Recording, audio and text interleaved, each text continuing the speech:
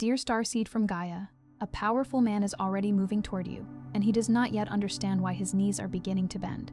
I am Ophelia, emissary of the Galactic Federation of Light, and I carry this transmission directly from the Arcturian Love Council, delivered to you in this exact moment, because your light has reached a threshold they can no longer ignore. This is not a coincidence. You did not find this transmission. It found you. Your heart called this message in before your mind even knew it needed it, and the Arcturian Love Council has been watching the shift building in your energy for some time now. What is happening to you is not confusion, it is convergence. By the end of this transmission, you will understand exactly how to hold your light without shrinking, so that the powerful man meant for you can finally see what his soul has been searching for. But here is the first revelation. You have been dimming yourself to make him comfortable, and that is precisely what has been delaying his arrival at your feet. Your light is not too much. It is the very thing that will bring him to his knees. This is not content. This is a transmission. Something in your soul is ready to remember what kind of love you were actually built for. Like this transmission, to affirm to the universe that your heart is ready for divine love.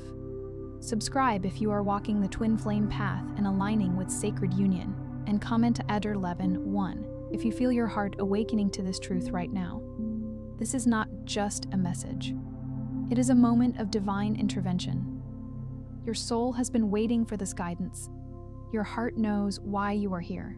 And the reason most women on this path don't see it coming is because they've been trained to look in the wrong direction. They've been watching the door, waiting for someone to walk through it, when the real preparation has always been happening inside them. The man who is about to kneel before your light is not coming to rescue you. He is coming because your light became undeniable, because you stopped shrinking, because something in you finally said, "Enough waiting in the dark."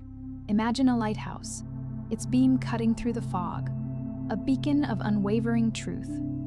For too long you may have dimmed your own light, believing its brilliance was too much, too bright for others to bear. But the man who is destined for your soul recognizes this light, not as an overwhelming glare, but as the very illumination he has been navigating towards. His approach is not a salvation from external forces, but a recognition of your own inner power finally made manifest. But here is where the wound lives for so many souls hearing this right now.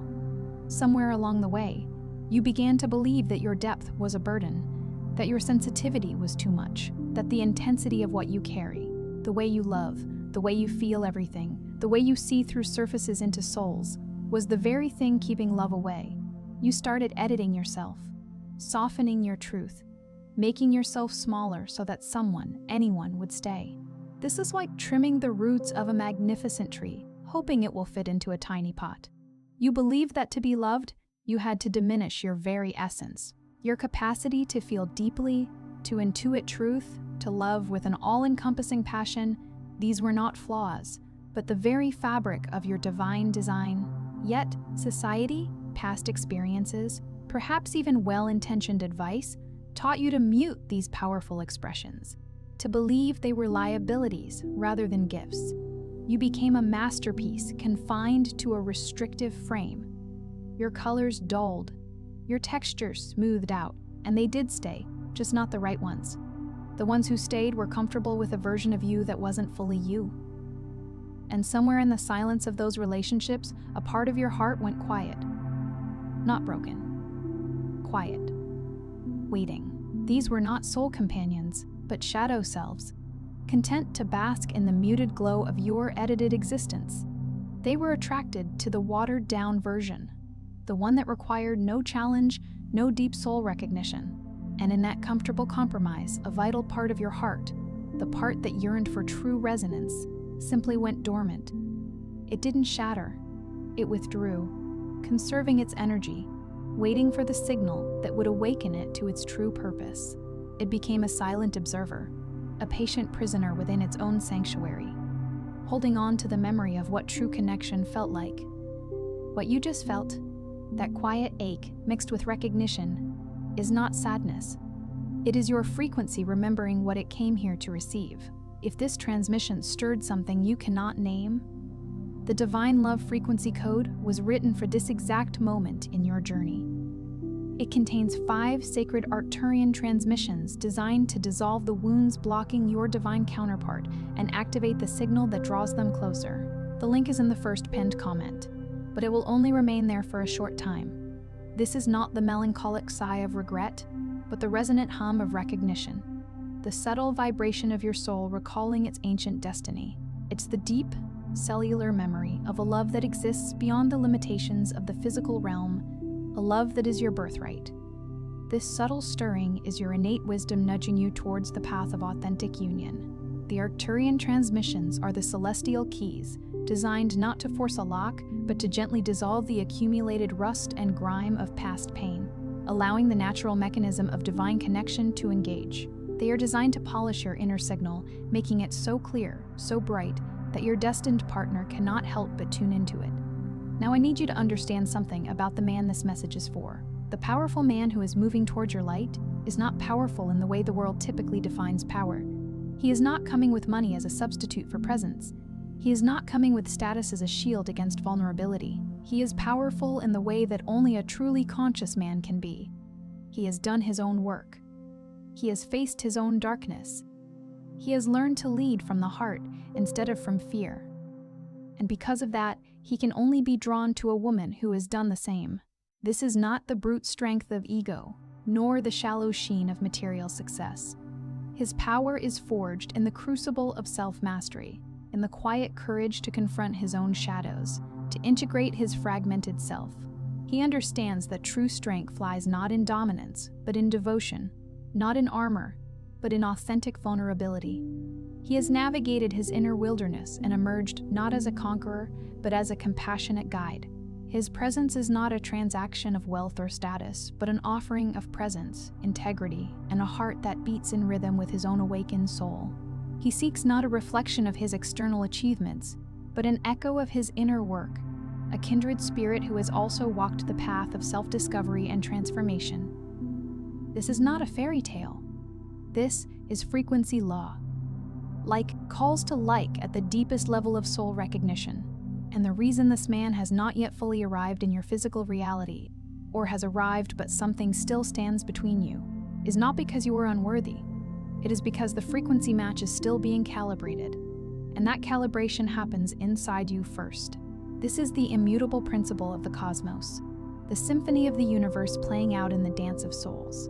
It is the law of resonance, the inherent truth that energies of similar vibration are drawn into each other's orbit.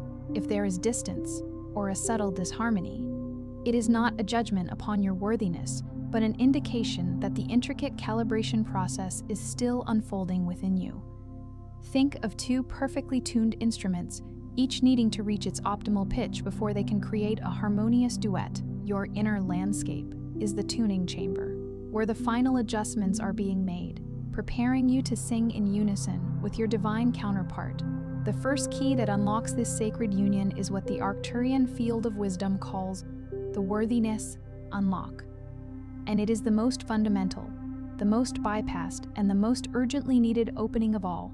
Before any man of genuine depth can kneel before your light, you must first believe, not just know intellectually, but believe in the cells of your body, that you deserve a love this profound, not because you've earned it through suffering, not because you've waited long enough, but because love is not a reward, it is a resonance.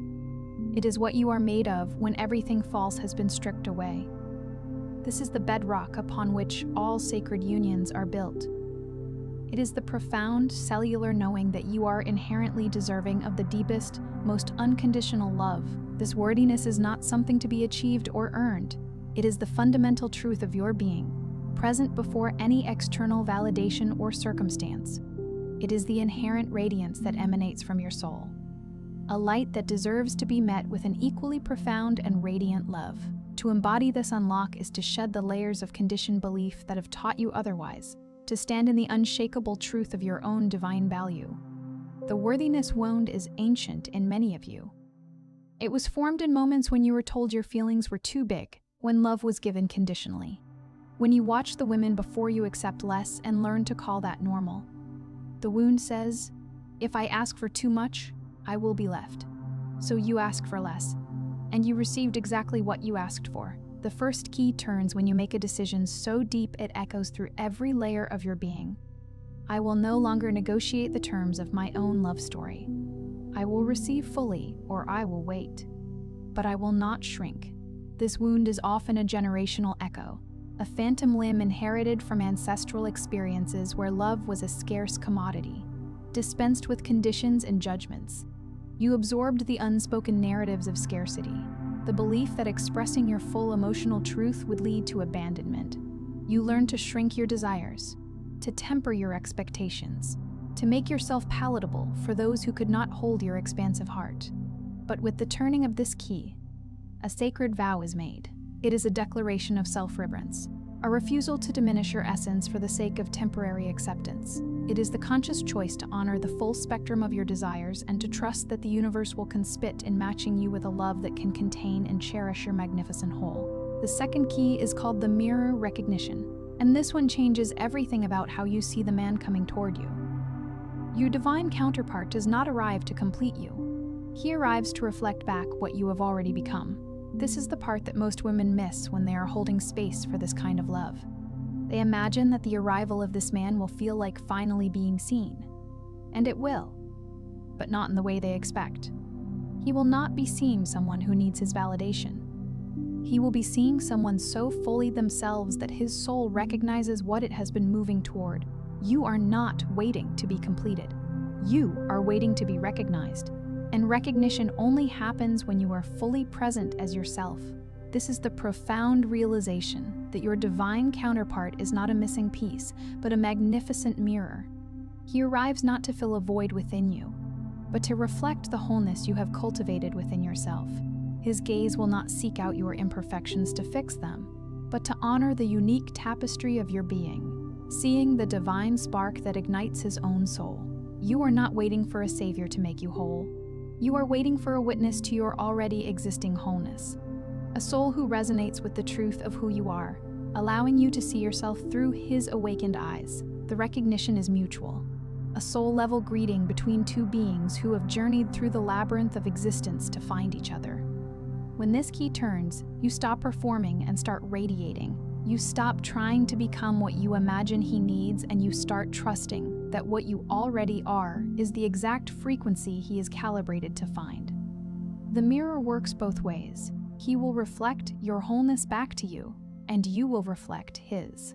That is the sacred contract at the center of this union. This shift is from a state of striving to a state of being. The energetic output changes from the desperate plea of performance to the magnetic pull of authentic radiance. You cease the exhausting effort of molding yourself into an imagined ideal, and instead surrender to the truth of your inherent essence. You begin to trust that the unique frequency of your being, the very vibration of your soul, is the precise signal that draws your destined partner.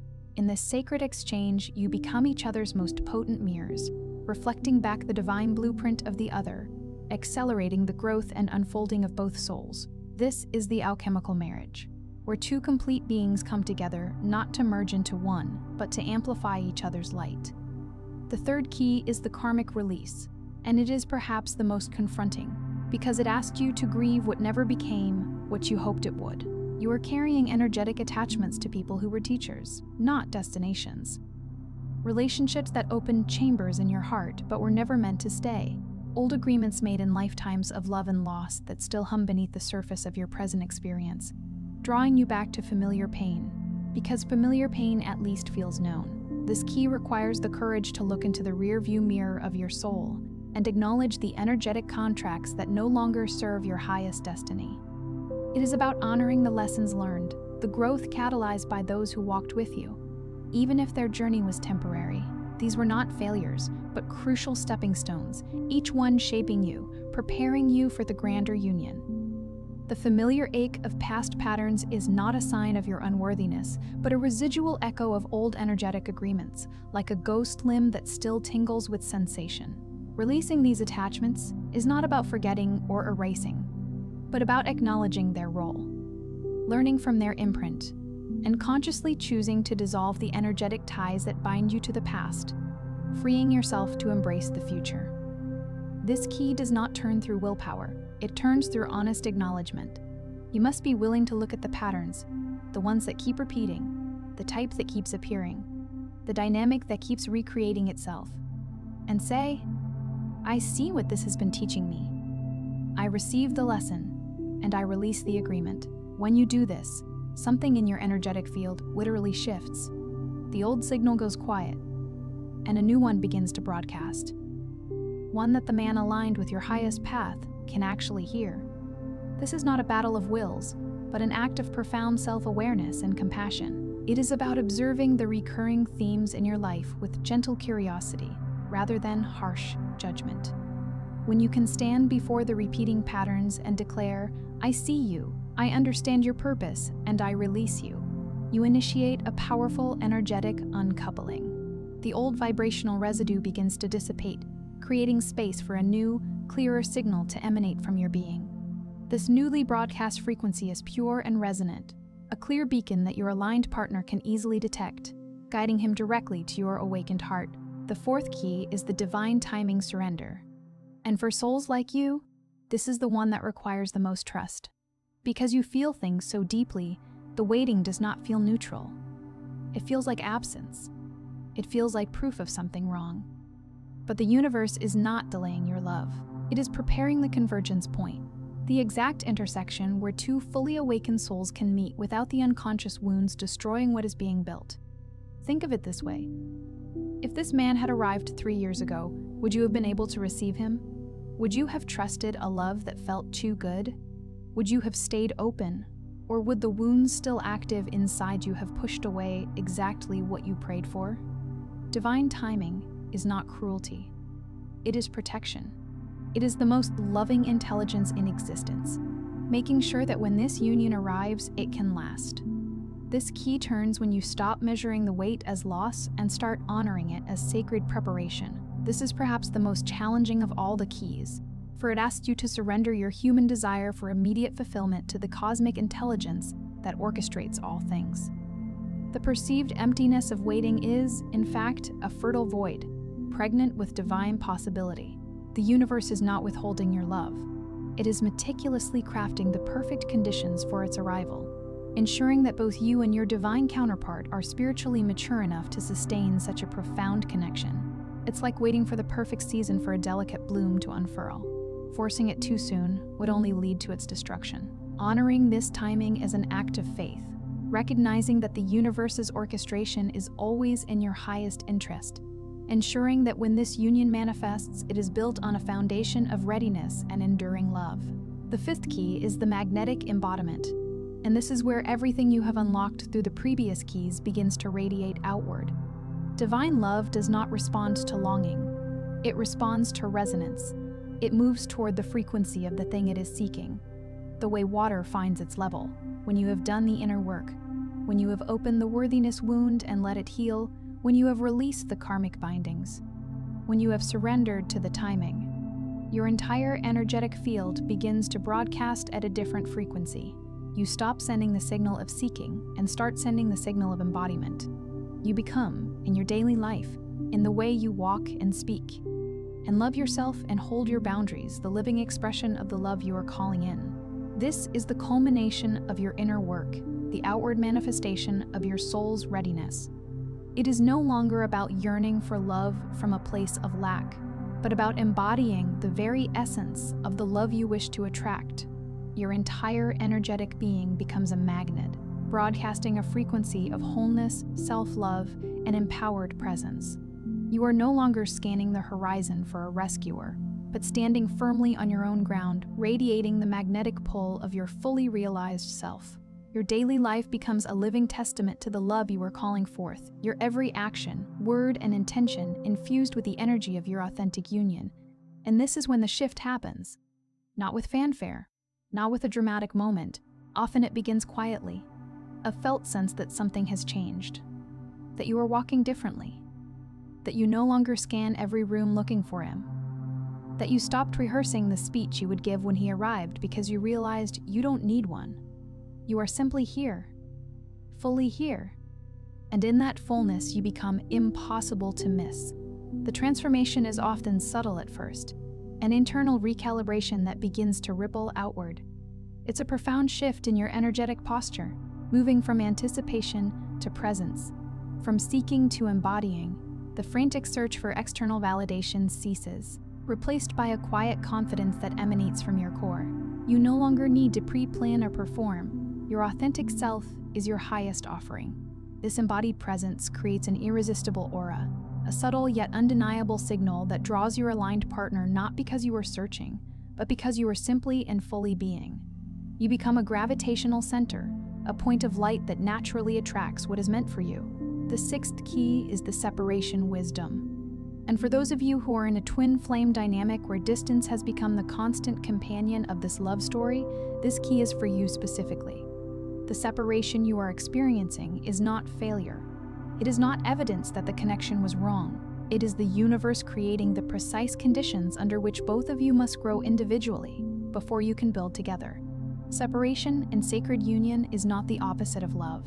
It is one of love's most demanding forms, because it asks you to hold the frequency of the connection while fully releasing the need to control it. This key is for souls who find themselves in the crucible of divine distance. The separation is not a sign of a broken connection, but a sacred chasm designed for individual growth and soul maturation. It is within this space that you are called to deepen your relationship with yourself, to become so complete that the presence of another enhances your life, rather than filling a void.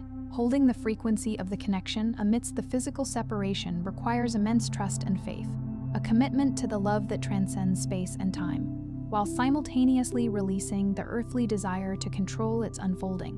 The man who is meant to kneel before your light cannot do so while he is still standing in his own shadow. And the same is true for you.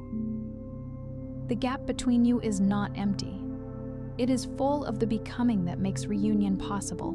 This key turns when you stop treating the distance as punishment and start seeing it as preparation for both of you. This is the profound understanding that the space between you is not a void, but a sacred incubator. It is a fertile ground where both souls are being individually forged and refined.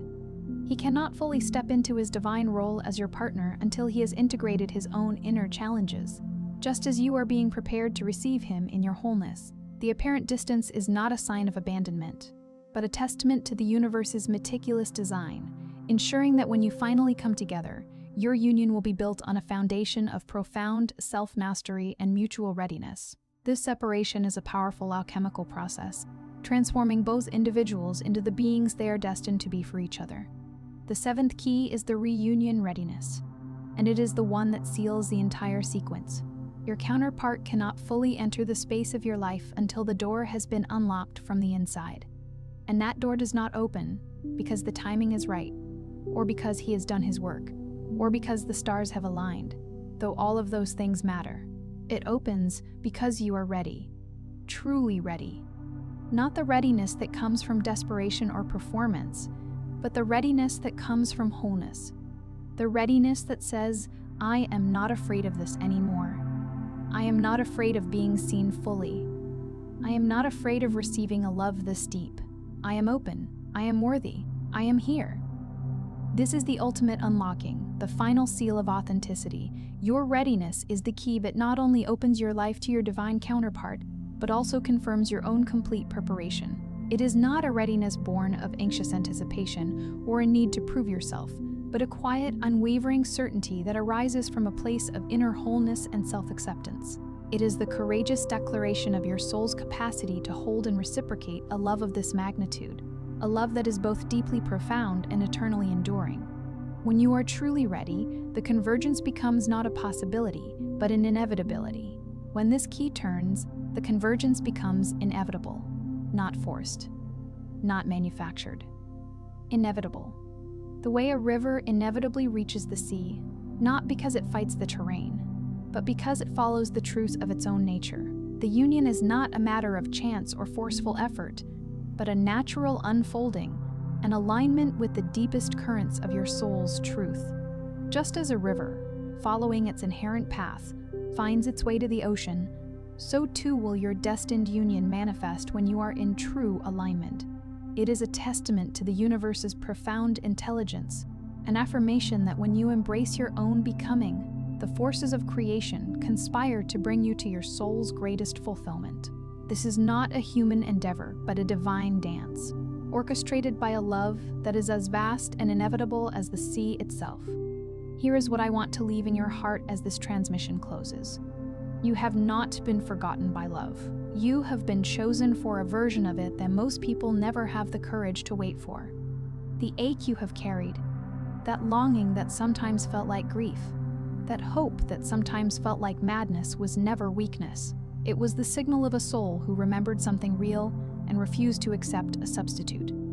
This enduring longing, this ache that has sometimes felt like the weight of the world, is not a sign of your inadequacy, but a testament to your soul's ancient memory of a profound and sacred love. You have refused to settle for lesser imitations, holding out for the genuine resonance that your soul recognizes. This unwavering faith, even in the face of doubt and disappointment, is your greatest strength, a beacon that has guided you towards a love that mirrors your own divine essence. Every heartbreak in your story was a recalibration. Every ending was a doorway. Every night you spent wondering if you were too much or not enough was actually a night your frequency was being refined, stripped of what was false, strengthened in what was true. Your journey, with all its twists and turns, has been a masterful process of refinement. Each perceived failure was a redirection, each ending a necessary clearing of the path. The moments of doubt, the questioning of your worth, were simply the cosmic forge at work, burning away the dross of conditioned beliefs and strengthening the pure, unadulterated gold of your true nature. You are not arriving at this moment as a survivor of love, but as a master artisan of your own heart. You are not arriving at this moment broken. You are arriving refined. The powerful man who is about to kneel before your light is not coming to a woman who survived love. He is coming to a woman who understood it, who chose it consciously, who protected the sacred space of her heart, not out of fear, but out of reverence for what she knew was coming. He is not drawn to the battlefield scars of someone who merely endured love, but to the radiant being who has consciously cultivated it from within. He is coming to the woman who, through grace and resilience, has learned to honor the sanctity of her own heart, understanding that this reverence is the very force that draws divine love into her reality. You have not merely survived, you have evolved. Tonight, when the world goes quiet, place your hand on your heart. Feel it beating. That rhythm is not random. It is a transmission. And somewhere, a soul calibrated to yours is receiving it. Say this aloud if you are ready. I am worthy of divine love. I align with my sacred union. I trust the timing of my heart's journey. In the stillness of the night, connect with the sacred pulse within your chest. That steady rhythm is a powerful broadcast, a unique frequency reaching across the cosmos to the soul that resonates with yours. Speak these affirmations not as pleas, but as declarations of truth, anchoring your being in the certainty of your worthiness, your alignment, and your unwavering trust in the perfect unfolding of your divine love story. You are not waiting anymore. You are arriving. Before you scroll, take a moment to be part of what is forming here. Drop one intention in the comments, something real from your heart journey. Then find someone else who shared theirs and respond with a word of love or encouragement. This is not content, this is collective healing, and love multiplies when hearts connect in truth. If something in this message moved you, do not keep it to yourself. Someone in your life is waiting for exactly this activation. Share it with them. And if you felt a soul nudge to stay close to this kind of guidance, subscribe. Stay in the flow. There is more waiting for you here. You are not just watching, you are healing. This is your sacred space, and we are just getting started.